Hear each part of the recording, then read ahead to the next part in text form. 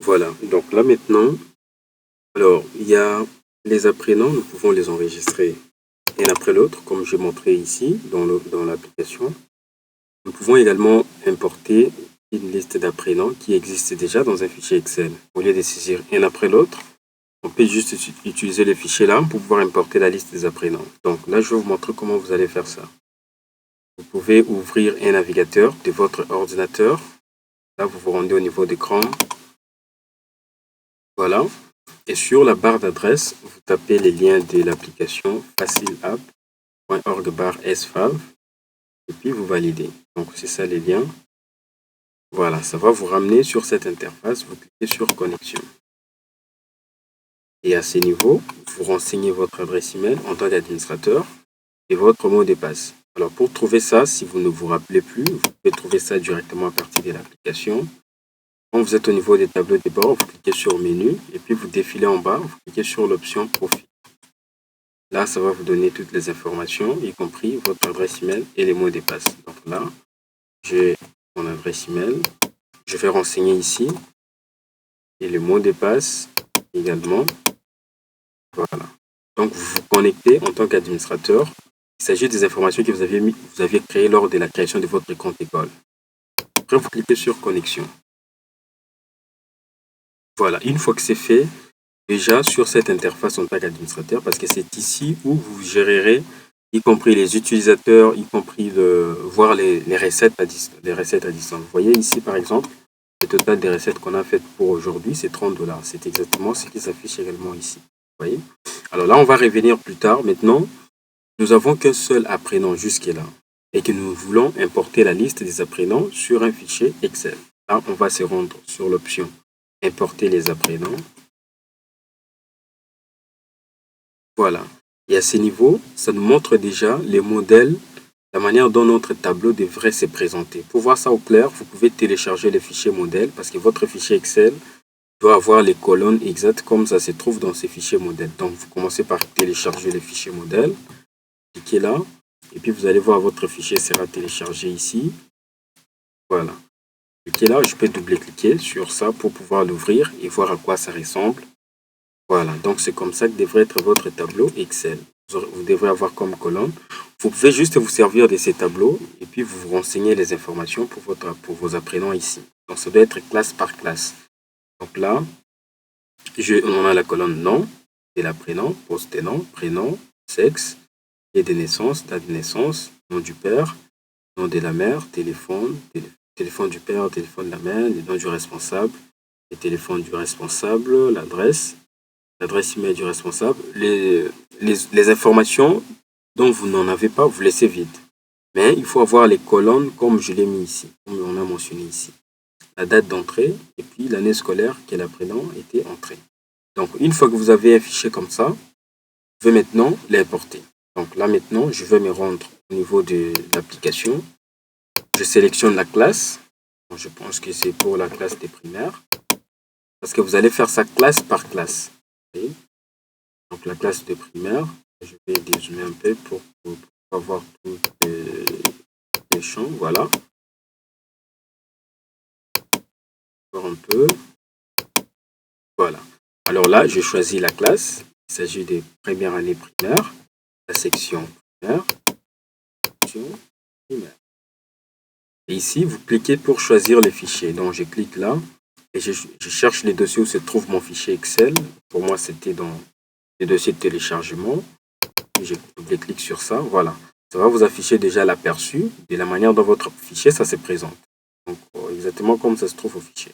Alors, une fois que vous avez ça comme ça, vous cliquez ensuite sur l'option importer, sur le bouton importer.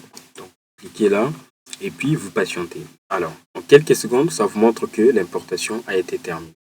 Donc là, nous avions avant l'importation un seul apprenant. On va revenir sur le tableau de bord pour voir combien d'apprenants on en a maintenant. Voilà, là je vais revenir au tableau de bord. Et voilà, ça nous indique actuellement nous avons 12 apprenants, dont 5 garçons et 7 filles. Alors maintenant qu'on a importé ici à partir du lien administrateur, pour que cela puisse apparaître également dans l'application ou dans le FlexiPOS, votre terminal, il va falloir ouvrir l'application dans les terminals ou revenir sur l'application SFAV ici. Au niveau du tableau de bord, vous cliquez dans Options, Apprenant. Et ensuite, vous cliquez sur les 3 points. Cliquez ensuite sur l'option Importer les apprenants. Cliquez là et puis vous patientez quelques secondes. Voilà, ça va importer toute la liste des apprenants que vous avez à importer au niveau du lien administrateur. Et là, vous verrez que sur la recherche, si je cherche un apprenant qui s'appelle par exemple Dial, et voilà, vous allez voir que ça va s'infiltrer par rapport à cet apprenant-là. Donc, vous voyez que maintenant, nous avons la liste complète de tous les apprenants. Alors, toujours à partir de votre lien administrateur, vous pouvez non seulement voir les recettes, le nombre d'apprenants et tout ça, mais également gérer les utilisateurs. Alors ici, de manière par défaut, nous n'avons qu'un seul utilisateur, c'est lui qui a créé les comptes. Vous vous rappelez quand on avait créé les comptes école, on avait mis email et mot de passe. Et ça a enregistré un seul utilisateur. Alors s'il arrive que vous avez d'autres utilisateurs, là vous vous rendez au niveau de l'option utilisateur.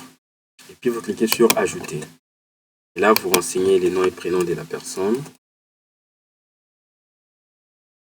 Mettez son adresse email.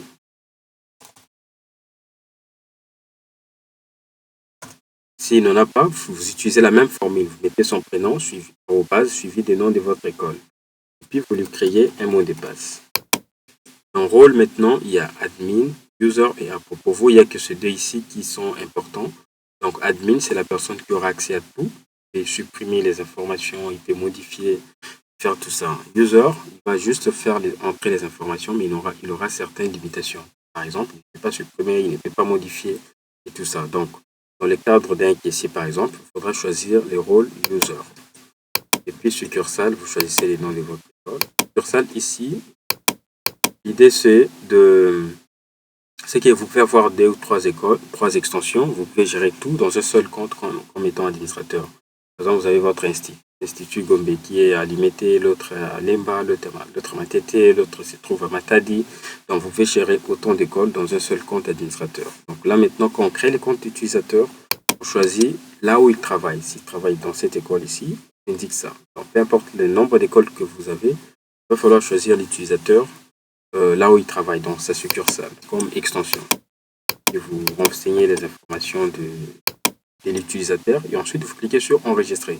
Alors ici, l'information à retenir que vous allez donner à la personne ou à l'utilisateur ici pour pouvoir se connecter dans l'application, c'est son email et les mots de passe que vous lui avez créés ici. Donc là, je clique sur enregistrer. Voilà, ça va écrire que l'enregistrement a été effectué. Là, vous voyez que nous avons maintenant 2 utilisateurs. On peut continuer comme ça à créer autant d'utilisateurs comme nous voulons.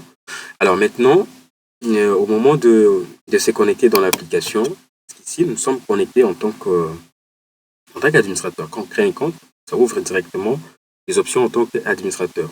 Alors, admettons que la personne qu'on vient de créer les comptes, c'est lui qui doit se connecter dans l'application ou dans l'appareil FlexiPOS pour faire les opérations. Là, on va retourner dans l'application ou dans l'appareil, on ouvre l'application SFAV, et puis vous vous rendez ici sur les trois points, vous défilez en bas, et sur le bouton déconnexion. Alors ici maintenant, il doit renseigner son email que vous lui avez créé et son mot de passe. Voilà. Et là, il clique sur se connecter. Voilà. Une fois que c'est fait, vous verrez même que certaines options sont restreintes par rapport à lui. Il n'a pas accès à toutes les fonctionnalités. Et là, je viens ici dans prénom. J'ai accès à tous les apprenants. Admettons que celui-ci souhaite payer le frais d'inscription. Je clique sur son nom. Je choisis les frais d'inscription, par exemple. Et je mets l'année scolaire et j'enregistre. Voilà. Et je vais imprimer les reçus ou visualiser ceci. Vous voyez que les informations ont été enregistrées. Donc là se fait. Il peut faire les opérations et tout, mais sauf qu'il ne peut pas supprimer parce que lorsqu'on enregistre, s'il y a une erreur par exemple, admettons que l'apprenant là, au lieu des 10 $, il avait payé plutôt 5 $, il va falloir supprimer pour faire un nouveau reçu. Alors là, on se rend ici. Chez vous, normalement, ça va apparaître comme ceci. Vous cliquez sur le 3 points et puis vous cliquez sur le bouton historique des ventes ou recettes. Là, ça va vous afficher tous les paiements qui ont été effectués. S'il faut supprimer, vous cliquez là. Mais par contre, lui, il ne paie pas parce que ses rôles ne lui permettent pas de supprimer. Il peut réimprimer un reçu en cliquant sur ce bouton ici, tout comme il peut voir des informations complètes par rapport à cet enregistrement en cliquant là. Mais vous, en tant qu'administrateur, quand vous vous connectez et que vous cliquez sur supprimer, il y aura la suppression.